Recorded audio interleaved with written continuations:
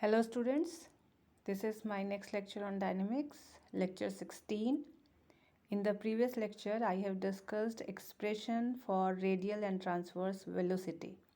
In this lecture, I am going to discuss expression for radial and transverse acceleration.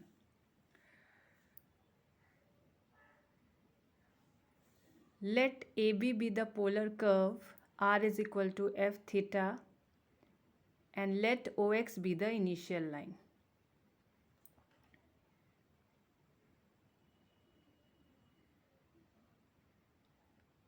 OX initial line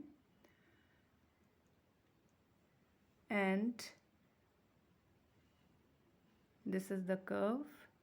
Let AB. Let P and Q be the position of a moving particle at time t and t plus delta t.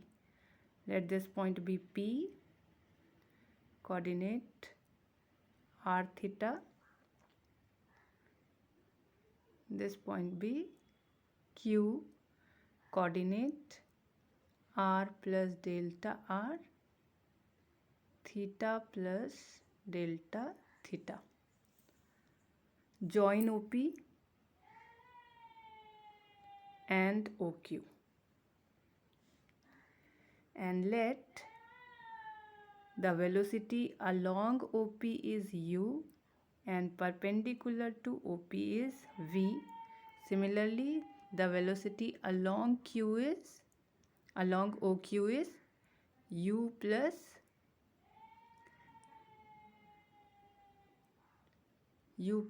delta u and perpendicular to OQ is v plus delta v.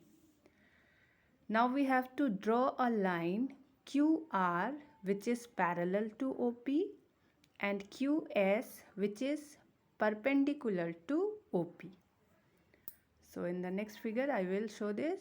You have to draw a line QR which is parallel to OP and QS which is perpendicular to OP.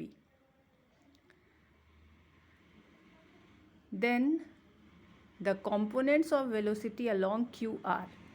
Let this line be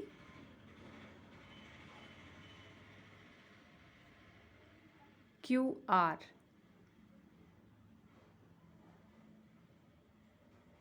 This point be R. Then this angle will be delta theta.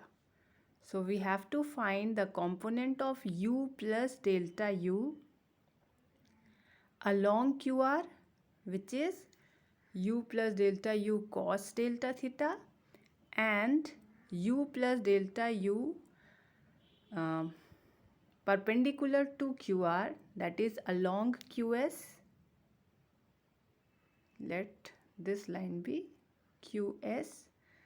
So the component of u plus delta u along QS will be,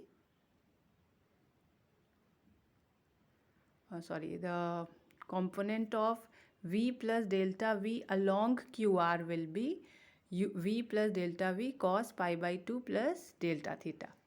And the component of velocity along QS, the component of velocity u plus delta u along QS will be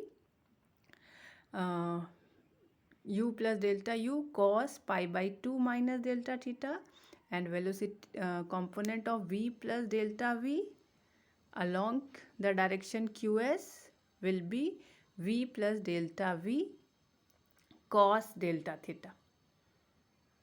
So you will get a figure like this.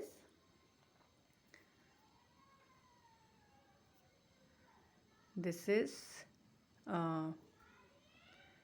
QR.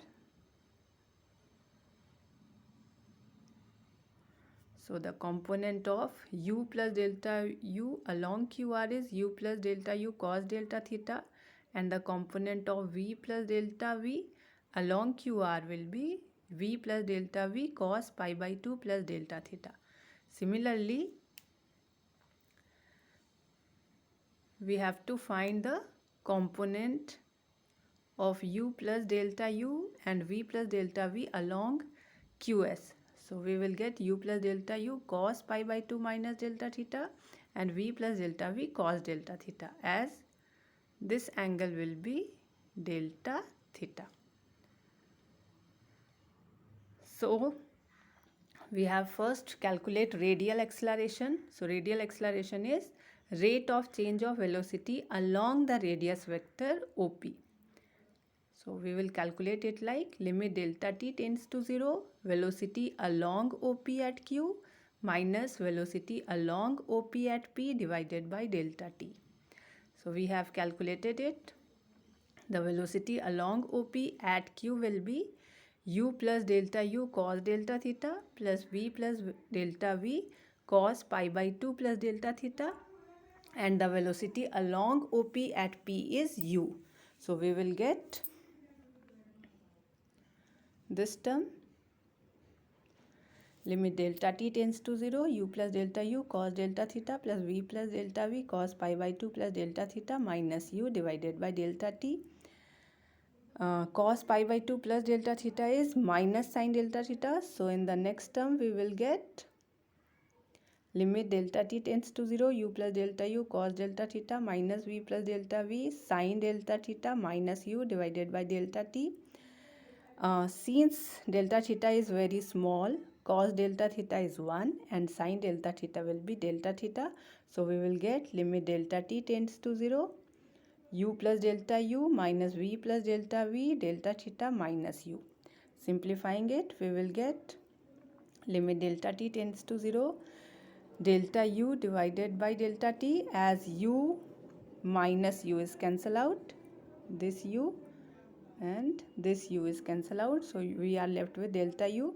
So delta u by delta t minus v delta theta by delta t minus delta v by delta t into delta theta by delta t into delta t.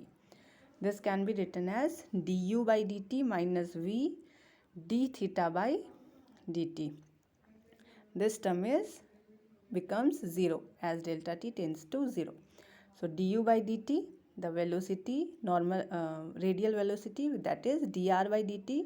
So in the place of u we can write dr by dt, and in the place of v we can write the transverse velocity r d theta by dt into d theta by dt. So finally we get d2r by dt square minus r d theta by dt, or r double dot minus r theta dot square. So radial acceleration is r double dot minus r theta dot square. Now the transverse velocity, the rate of change of velocity perpendicular to the radius vector OP.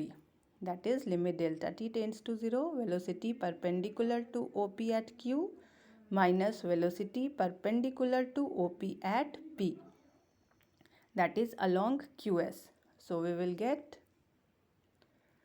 limit delta t tends to 0, u plus delta u cos pi by 2 minus delta theta plus v plus delta v cos delta theta minus v divided by delta t. So in the next step we will get limit delta t tends to 0, u plus delta u sin delta theta plus v plus delta v cos delta theta minus v divided by delta t. Again delta theta is very small, so sin delta theta becomes delta theta and cos delta theta becomes 1. So we will get limit delta t tends to 0, u plus delta u into delta theta plus v plus delta v minus v divided by delta t, plus v minus v cancel out. So we will left with limit delta t tends to 0, u delta theta by delta t plus delta u by delta t into delta theta by delta t into delta t plus delta v by delta t. So applying limit, we will get u d theta by dt plus 0 plus dv by dt. Again putting the value of u, we will get dr by dt into d theta by dt plus d by dt of r d theta by dt, putting the value of v. So finally we will get dr by dt into d theta by dt plus differentiating this, we will get dr by dt into d theta by dt plus r d theta by dt का r d theta by dt whole square. So these two, combining these two terms, we will get 2 dr by dt into d theta by dt plus r d2 theta by dt square, or 2 r dot theta dot plus r theta double dot. This is the transverse acceleration. Thank you.